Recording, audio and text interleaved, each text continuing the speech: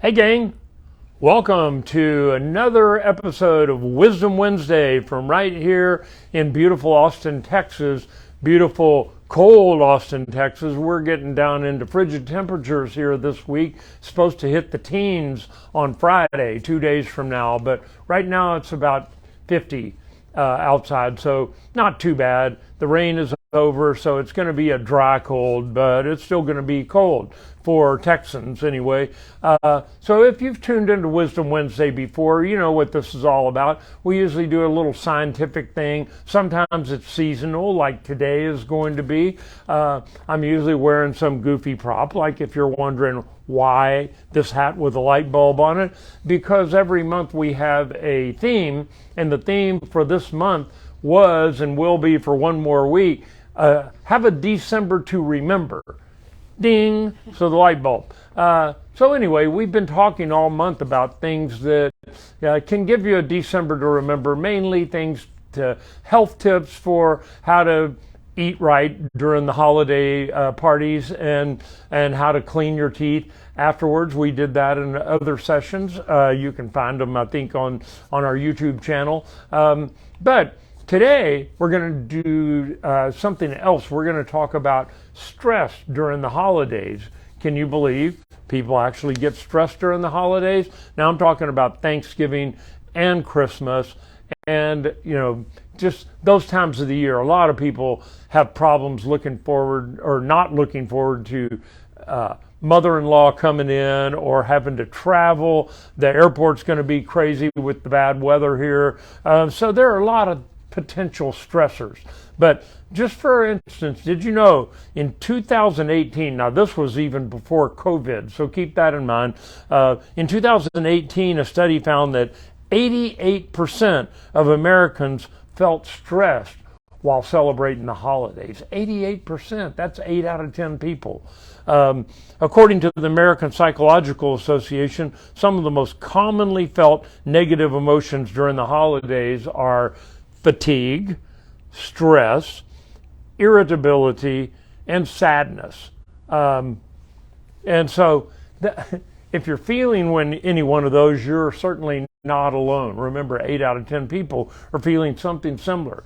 The American Psychological Association also reported that some of the leading holiday stressors for Americans are lack of time, lack of money, commercialism or hype. Boy, we started getting that early this year. Pressure of giving or getting gifts. They say it's more blessed to give than to receive, but both things can be a little stressful. And, of course, the fave, staying on a diet during the holidays, especially with Halloween, then Thanksgiving, then Christmas in rapid succession.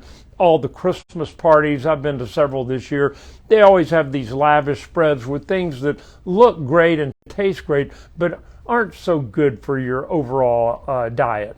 And so people put on pounds during the holidays. I heard several mentions of that during conversations this week with patients, that they're like, we all called it the COVID-20. People gained 20 pounds during the COVID shutdown or during the quarantine period. And several people have said they feel like they've put on 20 pounds right now during the holidays. So those are just things that can happen. So here's some fun facts.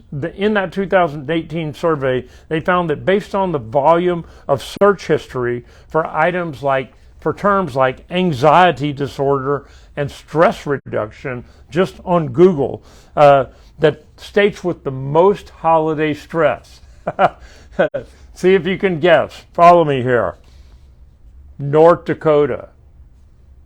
Really? North Dakota, Nebraska, Oklahoma, New Hampshire, and Massachusetts. So 3 with an N. North Dakota, Nebraska, and New Hampshire.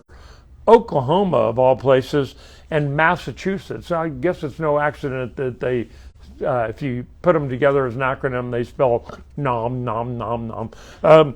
But anyway, those are the states that reported the most stress. Maybe it was actually, they didn't study this is just Sweeney's brain working. Maybe it was those states have people that sit around doing nothing except Googling things on the internet, but they didn't test for that. They just said those are the states where the most questions came through Google about anxiety disorder and stress. Same survey, they did the opposite. They said, what are the states that seem to be the least stressed using those same indicators? What would you think? No, Texas is not in there. Alaska, Wyoming. This one threw me for a loop. Washington, D.C. I guess it's because all the people that cause the stress in Washington, D.C. go home to their home districts during Christmas. Kansas and North Carolina, or no, South Carolina of all places. Kansas? Are you kidding me? The least stress, right next to Oklahoma. You know, it's like Kansas and Oklahoma. So one has the most stress and the other has the least stress, and they're both up in the Midwest Plains. So it doesn't make any sense to me. I didn't do the survey. They didn't explain they didn't go through any thought process about why those states happen to be on the list, but I thought it was interesting and that I would pass that along to you. So let's talk about stress. What do you do if you're feeling stressed? Because, you know, that old saying that starts around Thanksgiving, if you're hanging out with your family, there's always one crazy person in every family. So if you're hanging around your family and you don't see a crazy person, you might look in the mirror because it might be you. But there are lots of different things you can do to reduce stress. We're going to talk about that with our health tip. One of the most common things we've seen, especially since COVID, night guards. This is a simple little tool. You can actually buy them online for about $45. The ones that we make are custom fitted to you and nobody else but you. You can see this fits a specific person, but the ones that you buy online or at CVS or Walgreens, $45 or so, you boil them in hot water and stick them in your mouth and bite down, and it kind of form fits. It's not the same as this. They're not quite as strong or meant to last as long, but they'll get a piece of plastic between your teeth so that you're not able to clench and grind on your teeth at night. If you feel like you're doing that, the fastest way to tell is if you wake up with sore jaws or headaches. That's a good way to tell that you might be clenching or grinding, or if those two symptoms, the sore jaws and the headaches, happen more around the holidays or more when you're under a lot of stress, a night guard might actually help. There are other ways to do it. The study said the most common ways to cope with holiday stress are listening to music, prayer, good time of the year with a religious holiday like Christmas coming up, reading, walking or exercising for more than 30 minutes, and attending religious services. So, those are the most common ones off the top of the list. Everybody's got their own ways of dealing with stress without resorting to violence. So, anyway, try one of those things if you're a couple of times before. It's a 7-7-7, as what I call it. It's breathe in for 7 seconds, and you got to count this off in your brain while you're take a deep breath in for 7 seconds, hold it for 7 seconds, and then let it out for 7 seconds.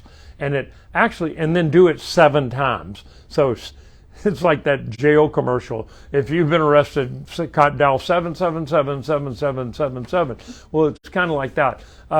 Only in Austin would you know that one. But anyway, it's breathe in for 7 seconds, hold it for 7 seconds, breathe out for 7 seconds, and then do it 7 times. Believe me, by about the 3rd or 4th time, you're going to notice what happens physically is your cortisol level drops in your brain. That's the hormone that goes up in a brain that's been put on alert.